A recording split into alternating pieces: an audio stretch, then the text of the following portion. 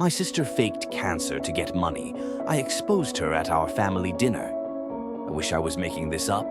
I wish this was just some wild, dramatic plot from a movie. But no, this is my real life. My sister, the same one I shared a room with growing up, the one who held my hand after our dog died, lied about having cancer. And she did it for money. It started subtly. She posted a photo on Instagram with a hospital wristband. No caption, just a sad emoji. People flooded her comments. Praying for you. Stay strong. You've got this. At first, I was worried too. I called her. She didn't answer. Then, a few days later, she came over to our parents' house with a beanie on her head and tears in her eyes. She said the words no one ever wants to hear. I have cancer. Everyone was shattered. My mom cried for hours. Dad sat in silence, clenching his fists. She said it was lymphoma. She showed papers, medical records, blood test results. They looked legit. I asked which hospital. She was vague. I asked about treatment. She said chemo. But something about it all felt off. Then came the money requests. At first, it was just help with gas to get to the hospital. Then it became, I need help paying for treatments insurance won't cover. She started a GoFundMe. The title, Help Save Our Girl. She raised over $12,000 in 2 weeks. People from our town, our church, even co-workers from jobs she'd quit. They all pitched in. But here's where it started to crumble. I found a receipt. She left it in my car by accident after borrowing it. It wasn't from a hospital pharmacy. It was from a luxury spa, facial treatments, massage, almost $600. My heart dropped. Maybe she was just treating herself, I thought. But I couldn't shake the feeling, so I did something I never imagined I'd do. I started digging. I called the hospital she claimed was treating her. I pretended I was confirming an appointment. After being transferred around, someone finally told me. They had no record of her. None. I hung up and just sat there. I printed everything. The GoFundMe page, the fake documents, screenshots of her texts where she asked for more cash.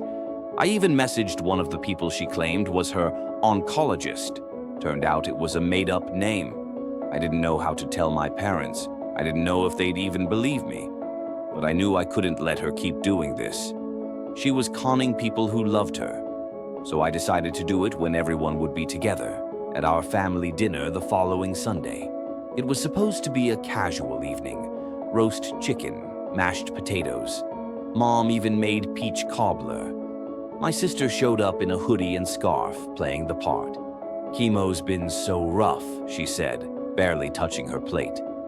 I waited until dessert. My hands were shaking. I stood up and said, I have something to say. Everyone stopped talking. Forks down, eyes on me. I looked at her. I know you're lying. You don't have cancer. She blinked, laughed nervously. What are you talking about? I pulled out the folder I'd put together. I handed it to my mom. Here's proof. No medical records, no hospital visits. She's been using the donation money for clothes and spa days. Silence, then chaos. My mom started crying. My dad stood up, yelling. My sister's face went pale. She tried to deny it, but the more she talked, the more it unraveled. I could see it in her eyes. The panic, the guilt, or maybe just the fear of being caught.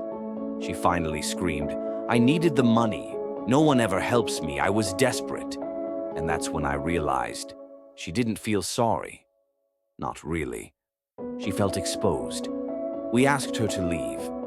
That night, my parents deleted her GoFundMe and posted a message explaining what happened. They refunded as much as they could, but the damage was done. People were furious. Some threatened legal action. Others just felt betrayed. It's been months now. We barely speak. My sister hasn't apologized, not truly.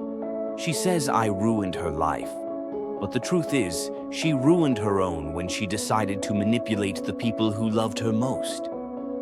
don't know if we'll ever recover from this. I don't know if she will. But I do know one thing. When the truth is drowning in lies, someone has to speak up, even if it tears everything apart. And that someone had to be me.